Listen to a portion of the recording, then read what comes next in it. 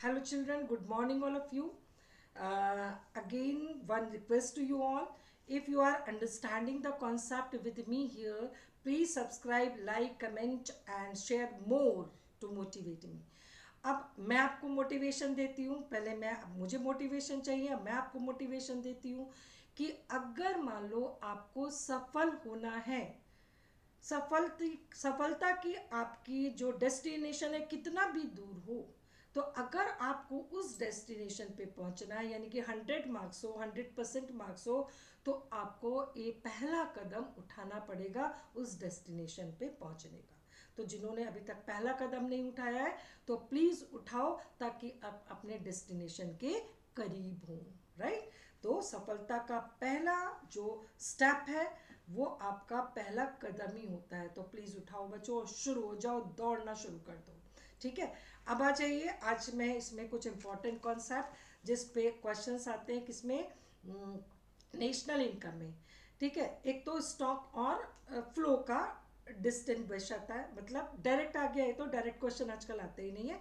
आपको कुछ सिचुएशन दी जाएंगी, उसको रिकॉग्नाइज करना है कि ये वेरिएबल स्टॉक है या ये वेरिएबल फ्लो है। तो उसमें आपको सिर्फ एक ही पॉइंट माइंड में रखना है कि अगर ये वेरिएबल एक पॉइंट ऑफ टाइम पे मेजर किया जा रहा है तो स्टॉक होगा, और ये पीरियड ऑफ टाइम पे मेजर किया जा रहा है तो ये क्या होगा, फ्लो होगा। जैसे हमारी सेविंग सेविंग पूरे साल की इनकम में से हम पूरे महीने की, साल की इनकम में से बचाते ड्यूरिंग ईयर, ड्यूरिंग मंथ होता है, तो ये फ्लो हो गया। हमारा वेल्थ वेल्थ क्या, ऑकुमुलेटेड सेविंग। ठीक है। अकोमुलेटेड सेविंग, हमारे जुड़ा हुआ पैसा, वो हम पॉइंट ऑफ टाइम पे मेजर करते हैं, तो ये आपका क्या हो गया, स्टॉक। इस टाइप के क्वेश्चन पूछे जाते हैं। फिर 3 फेसेस ऑफ सर्कुलर फ्लो है। राइट। इस पे आपके 1 मार्कर क्वेश्चन पूछे जा सकते हैं कि फर्स्ट फेज, प्रोडक्शन फेज पे कौन सा मेथड लगता है to measure the national domestic income, value added method. Second phase हमारी डिस्ट्रीब्यूशन है कि income generated is distributed among factors of production, तो यहाँ पे कौन सा मेथड लगता है, आपका इनकम मेथड। तीसरा आपका एक्सपेंडिचर है। एक्सपेंडिचर फेज पर हम क्या ऐड करते हैं, एक्सपेंडिचर, तो कौन सा मेथड लगता है, expenditure method. Right. Disposition phase पे। अब इस टाइप के क्वेश्चन आपके फर्स्ट चैप्टर से आते हैं।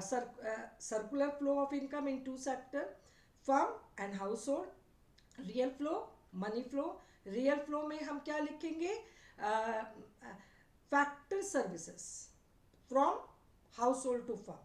Factor services, flow of factor services from household to firm and firm to household goods and services. और मनी फ्लो में क्या कर देंगे कि फैक्टर पेमेंट, फैक्टर सर्विसेज की जगह हमने क्या कर दिया, पेमेंट।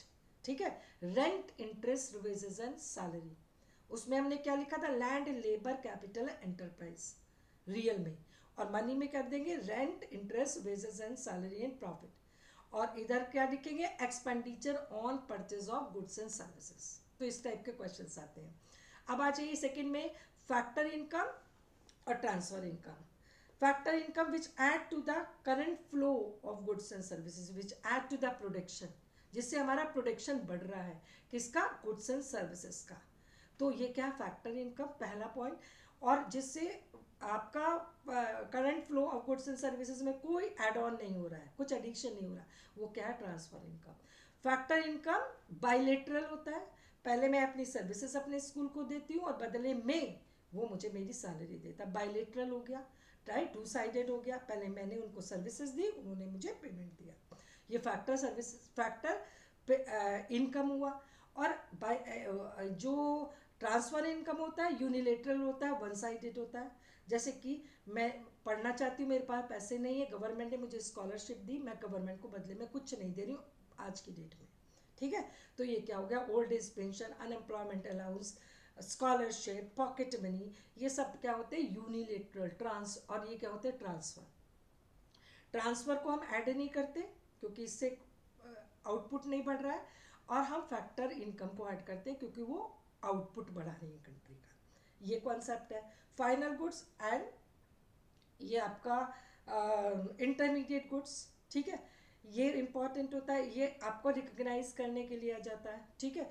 कि ये फाइन, तो उसका एंड यूजर देखो बच्चों, ठीक है, एंड यूजर, अगर एंड यूजर उसका प्रोड्यूसर है, और प्रोड्यूसर क्या कहेंगे, फॉर फर्दर प्रोडक्शन, राइट, और उसमें अगर कैपिटल गुड है, उसमें भी आपको, क्योंकि there are two types of producer good, intermediate and final, ठीक है, तो एंड यूजर किस पर्पज से उसको, अगर कंज्यूमर है तो definitely it's A final good, अगर प्रोड्यूसर है एंड यूजर तो फाइंड आउट करो कि ये उसको फर्दर प्रोडक्शन में कैसे यूज कर रहा है, ईयर आफ्टर ईयर और ओनली यूज्ड वंस, अगर only used by once by producer it's a intermediate, if it is used by producer year after year again and again in production, then it is a capital good and it is a final good.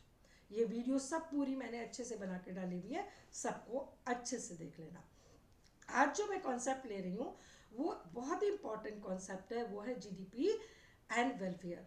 इसमें 3 mark question आता है।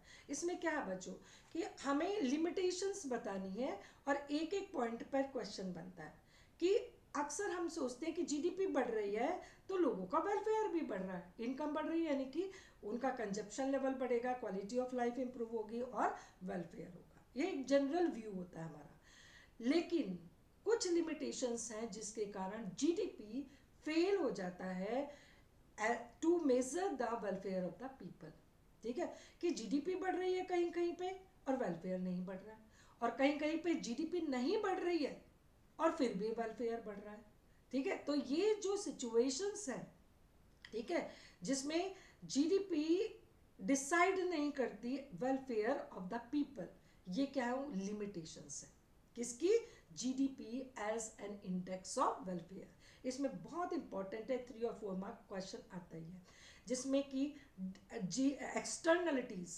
Repeatedly आता है, externalities क्या होती हैं, ठीक है, ये किसी भी एक्टिविटी से जो नुकसान, हार्म या बेनिफिट हमको हो रहा है और हम ना तो नुकसान के लिए पेनल्टी लगा रहे हैं प्रोड्यूसर्स पे, दूसरे लोगों पे, और ना ही फायदे के लिए हम उसे कोई पेमेंट कर रहे हैं, वो हमारे एक्सटर्नलिटीज होती हैं, ठीक है।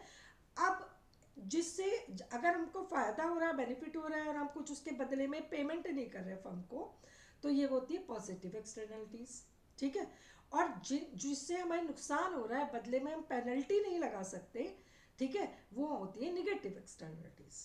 अब जो ये एक्सटर्नलिटीज होती हैं बच्चों, it is not added in the GDP, GDP में सिर्फ प्रोडक्शन ऐड हो रहा है, ठीक है, और उससे जो एक्सटर्नलिटीज होती है लोगों को इनडायरेक्टली नुकसान और इनडायरेक्टली बेनिफिट होते हैं, वो जीडीपी में ऐड नहीं होती है। तो externalities never added in the welfare GDP of a country, but it affect the welfare. Positive externalities add to welfare, welfare को बढ़ाती है, और नेगेटिव एक्सटर्नलिटीज वेलफेयर को कम करती है, ठीक है।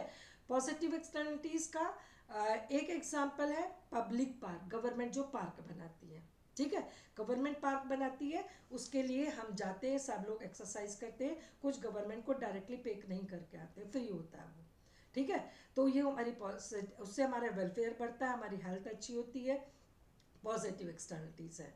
नेगेटिव एक्सटर्नलिटीज का जो आपका फर्म्स है उस वो ऐड कर रही है क्या, स्मोक इन द एयर, ठीक है, एंड रिसोर्स डिप्लीशन हो रहा है, वाटर कंटेमिनेटेड हो रहा है, तो ये सब क्या होता है, एनवायरनमेंट पर एडवर्स इम्पैक्ट डाल रही है, और उसका इम्पैक्ट हम पे हो रहा है इन्वर्सली, नेगेटिव इम्पैक्ट हो रहा है, हमारी हेल्थ ख़राब हो रही है, लेकिन इसके लिए हम कोई फर्म पे पेनल्टी नहीं डाल सकते कि तुम्हारी वजह से हमारी हेल्थ ख़राब हुई है, ठीक है, तो ये क्या हुई निगेटिव एक्सटर्नलिटीज़। तो ये क्वेश्चन जरूर आता है, पहले लिखोगे एक्सटर्नलिटीज़ क्या है, उसका proper meaning, positive externalities, negative externalities क्या होती है, और उसका एक एक एग्जाम्पल, और एग्जाम्पल अलग लाइन में लिख के आना है, ठीक है, तो ये इंपॉर्टेंट पॉइंट आता है। अब distribution of income also is a limitation, क्योंकि आपकी इनकम जीडीपी बढ़ रही है, लेकिन अगर उसका डिस्ट्रीब्यूशन अनइक्वली होगा, कि वो जो बढ़ रही है इनकम वो कुछ ही लोगों के पास कंसंट्रेट हो गई है, बाकी लोगों में डिस्ट्रीब्यूट नहीं हुई है, क्योंकि अनइक्वल डिस्ट्रीब्यूशन है, तो क्या होगा, जीडीपी बढ़ेगी लेकिन पूरे लोगों का वेलफेयर कंट्री के लोगों का वेलफेयर नहीं बढ़ेगा, क्योंकि बहुत सारे लोगों को उस जीडीपी बढ़ने में कुछ उनको शेयर ही नहीं मिला, तो उनका वेलफेयर कैसे बढ़ेगा? ठीक है, तो अनइक्वल डिस्ट्रीब्यूशन और इक्वल है डिस्ट्रीब्यूशन तो वेलफेयर बढ़ेगा, और अनइक्वल है तो वेलफेयर नहीं बढ़ेगा। तो size of GDP only can not decide the welfare, it also depends upon the distribution of GDP, right? ये क्वेश्चन आता है। इसके अलावा वेलफेयर में आपका पॉइंट है नॉन मॉनेटरी एक्सचेंज। जैसे मम्मी खाना बनाती है, नॉन मॉनेटरी एक्सचेंज है, उसके बदले में आप कुछ नहीं पे करते हो, लेकिन वेलफेयर तो बढ़ाती है। मम्मी एक दिन बीमार पड़ जाए तो आपका वेलफेयर तुरंत नीचे आ जाता है, टाइम से खाना नहीं मिलता। तो ये नॉन मॉनेटरी एक्सचेंज वेलफेयर बढ़ा रही है, लेकिन जीडीपी में कुछ चेंज नहीं आ रहा है, क्योंकि ये नॉन मॉनेटरी एक्सचेंज है, ये हाउस वाइफ की सर्विसेज का चूँकि मॉनेटरी वैल्यू डिसाइड नहीं कर सकते हैं, क्योंकि ये मार्केट में नहीं आ रही हैं, तो ये जीडीपी में ऐड नहीं होती है, राइट? Non monetary exchange. इसके अलावा चेंज इन प्राइस लेवल, ठीक है, आपका जीडीपी बढ़ रही है, लेकिन अगर जीडीपी के बढ़ रही है केवल इंक्रीज इन प्राइस से, इन्फ्लेशन से, ठीक है, तो वो वेलफेयर नहीं बढ़ाएगी, क्योंकि वेलफेयर क्या बढ़ाती है? Goods and services, not the value of goods and services. आपकी आउटपुट 100 यूनिट्स ही है, लेकिन उसकी मार्केट वैल्यू बढ़ गई, प्राइस बढ़ गया, तो आपका पर person consumption of goods and services तो उतना ही रहा, क्योंकि आउटपुट नहीं बढ़ा बच्चों, मार्केट वैल्यू ऑफ आउटपुट बढ़ा बिकॉज ऑफ इन्फ्लेशन। तो यहाँ पे जीडीपी बढ़ेगी because of inflation, but welfare नहीं बढ़ेगा, क्योंकि आउटपुट नहीं बढ़ा है। क्या बढ़ा है? मार्केट वैल्यू ऑफ आउटपुट, ठीक है। तो ये पॉइंट आता है। इसके अलावा आता है आपका रेट ऑफ पॉपुलेशन, कि जीडीपी बढ़ी, हम नहीं डिसाइड कर सकते कि वेलफेयर भी बढ़ा, क्योंकि अगर पॉपुलेशन उससे ज़्यादा बढ़ गई बच्चों, तो क्या होगा? पर person availability of goods and services कम हो जाएगी। जैसे 100 रुपये पहले 10 लोगों में डिस्ट्रीब्यूट हो रहे थे, अब 100 रुपये से 200 रुपये हुए, बढ़ी, लेकिन जो डिस्ट्रीब्यूट जिनमें हो रहे थे वो 10 के हो गए 30, ठीक है। तो पहले सबको 10-10 मिल रहे थे, 100 डिवाइडेड बाई 10, अब क्या हुआ? 200 डिवाइडेड बाई 30, तो अब सबको 10-10 भी नहीं मिलेगा, जबकि जीडीपी बढ़ी कितने से? 100 से 100 से 200, लेकिन population increases at a faster rate in relation to increase in GDP, तो वेलफेयर नहीं बढ़ेगा जबकि जीडीपी बढ़ी। तो ये आपका इंपॉर्टेंट कॉन्सेप्ट है, ठीक है। इसके अलावा आपका real GDP, nominal GDP. Real GDP क्या होता है? कि आपका इस ईयर का आउटपुट बेस ईयर्स के प्राइस से मल्टीप्लाई करना, इसकी टेबल आती है बच्चों। आपको कैलकुलेशन भी पूछा जा सकता है, जैसे कि अगर मैं लूँ एक छोटा सा एग्जांपल लेके दिखाती हूँ। ये आपका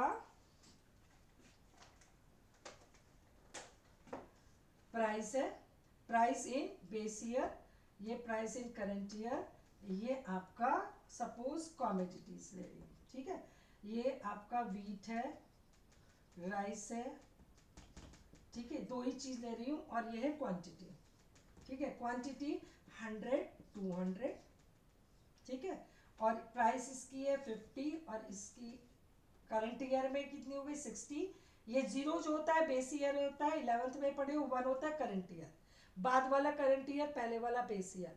अगर ये 2021 है और ये 2020 है, तो ये बेस ईयर हुआ, ये करंट ईयर हुआ, और ये 40 और ये 60, ठीक है। अब इसको करंट ईयर अगर हम नॉमिनल जीडीपी लेंगे,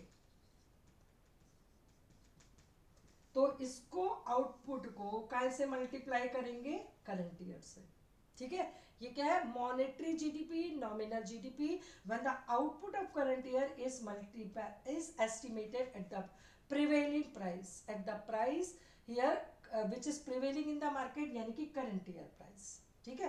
तो ये हमारी नॉमिनल जीडीपी कितनी आई? 6000, ठीक है। ये इस ईयर में जो भी ईयर आपका यहाँ पे दिया होगा, ये 22 एंड ये 23 सपोज दिया है, ठीक है। तो ये 22 में कितना हुआ? 22 में नॉमिनल जीडीपी 6000 हुई और 23 में ये 6 टू जा 8 12, ठीक है। अब ये जस्ट डबल हो गई, ठीक है। ये आपकी कितनी हुई 6000, क्योंकि हमने इसको 100 को काय से मल्टीप्लाई किया 60 से, और 200 को मल्टीप्लाई किया किससे, आपका करंट ईयर की प्राइस किसकी, राइस की 60 से। तो हमारा नॉमिनल जीडीपी ये हो गया। अब इसमें परसेंटेज चेंज भी निकालने के लिए आ सकता है। तो change in GDP between the period of time 2 years upon initial into 100, तो कितना है कि जस्ट 100% बढ़ा बच्चों। चेंज कितना है 6000, इनिशियल क्या है 6000 into 100, तो कितना 100% increase in the nominal GDP, ठीक है। अब आ जाइए रियल निकालेंगे। रियल जीडीपी कैसे निकालेंगे बच्चों, कि output of the current year is multiplied with the price in base year, ठीक है। ये 550 इंटू 100 5000, और ये 200 इंटू 40 यानी कि 8000, ठीक है। 2 इंटू 4 8, राइट, एंड 3 0। अब आइए कितना हुआ बच्चों, this is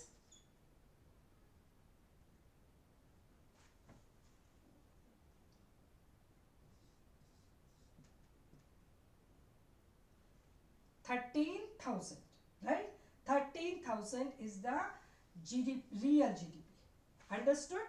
Real GDP is 13,000. कुछ मिस्टेक तो नहीं हो रहा बच्चों, ये 2 इंटू 8 8,000, और ये 5 इंटू 100, दिस इज, क्योंकि आउटपुट प्राइस बड़ा है तो ये real should be less than nominal. ये आपका पड़ा है प्राइस ऑफ जीडीपी, हाँ ये कितना हुआ था 18, ठीक ही तो है, राइट। ये देखो ये 18,000 और ये 13,000, करेक्ट है, मैं उधर ऐड ऑन नहीं की थी, राइट। ये 18,000 और ये 13,000, ठीक है। अब ये आउटपुट तो उतना ही है बच्चों, ये 5,000 का डिफरेंस किसके कारण है, केवल प्राइस के कारण, ठीक है। क्योंकि आउटपुट तो उतना ही है, तो आउटपुट सेम है दोनों कैलकुलेशन में, सिर्फ प्राइस के कारण हमारा कितना डिफरेंस आया 5,000, ठीक है। तो 5,000 that is only because of increase in the price of wheat and rice, right. अब अगर इसमें परसेंटेज चेंज निकालना है बच्चों, तो इसका चेंज कितना हुआ 3,000, 8,000 माइनस 500 अपॉन इनिशियल कितना है 5,000 इंटू 100, ठीक है। तो ये कितना हुआ आपका 5 6 जा 30 60%, ठीक है। तो ये जो 40% ज्यादा दिख रहा है that is because of increase in price level. तो एक्चुअल में आउटपुट कितना बढ़ा है, केवल 60% बढ़ा है, राइट। और जबकि प्राइस लेवल के कारण कितना दिख रहा है 100% इंक्रीज, ठीक है। तो ये आपको इस टाइप के क्वेश्चंस आते हैं। एक बहुत इंपॉर्टेंट कॉन्सेप्ट आता है जीडीपी डिफ्लेटर। जीडीपी डिफ्लेटर बच्चों कुछ भी नहीं है, सिर्फ आपका जीडीपी डिफ्लेटर है, सिर्फ आपका प्राइस इंडेक्स, ठीक है। जीडीपी डिफ्लेटर जो 11th में आपने पढ़ा था, nominal GDP upon real GDP into 100, ठीक है। तो इसमें कोई सी भी वैल्यू, इन तीनों में से भी कोई सी भी वैल्यू मिस कर देते हैं, ठीक है। रियल अगर मिस कर दी तो जीडीपी डिफ्लेटर इधर आ जाएगा वैल्यू, ठीक है, तो आपकी रियल जीडीपी आ जाएगी। नॉमिनल मिस कर दी तो GDP deflator into real GDP is equal to nominal GDP. तो इन तीनों में से कोई सी भी वैल्यू 1 मार्कर में भी पूछ सकते हो, 3 मार्कर में भी। देखो GDP deflator into real GDP, इसको इंटू किया इज इक्वल टू नॉमिनल, ठीक है। और जीडीपी डिफ्लेटर कैसे निकालना है ये पता ही है, राइट। उसके बाद आपका अगर nominal miss out, real miss out किया तो क्या होगा, रियल अगर आपको निकालना है, ठीक है, तो क्या करेंगे हम, real GDP is equal to nominal GDP upon GDP deflator, इस टाइप के क्वेश्चंस आते हैं, ठीक है। ठीक है, तो अच्छे से पढ़ लो बच्चों, ठीक है। हमारा भी फ़ायदा, आपका भी फ़ायदा, आपके पेरेंट्स का भी फ़ायदा, सारे टेंशन लेस, ठीक है। नहीं तो प्री बोर्ड आ रहा है, जो प्री बोर्ड चल रहा है ना, उसके बाद फिर टीचर्स तुमको छोड़ेंगे नहीं और फिर बुला बुला के एक्स्ट्रा क्लासेस लेंगे, ठीक है। और तुम्हें ठंड में जाना पड़ेगा, तो चॉइस इज योर्स, क्योंकि हम टीचर्स ना हार नहीं मानते, ठीक है, छोड़ते नहीं है बच्चों को। तो आप उससे पहले ही इस प्री बोर्ड में पास होके दिखा दो टीचर्स को, ताकि हम भी रिलैक्स हो जाए और आपको आपके घर में ठंड में पढ़ने के लिए अलाउ कर सके, ठीक है। नहीं तो हम बुला बुला के पढ़ाएंगे अपने पास स्कूल में, ठीक है। Choice is yours. Thank you.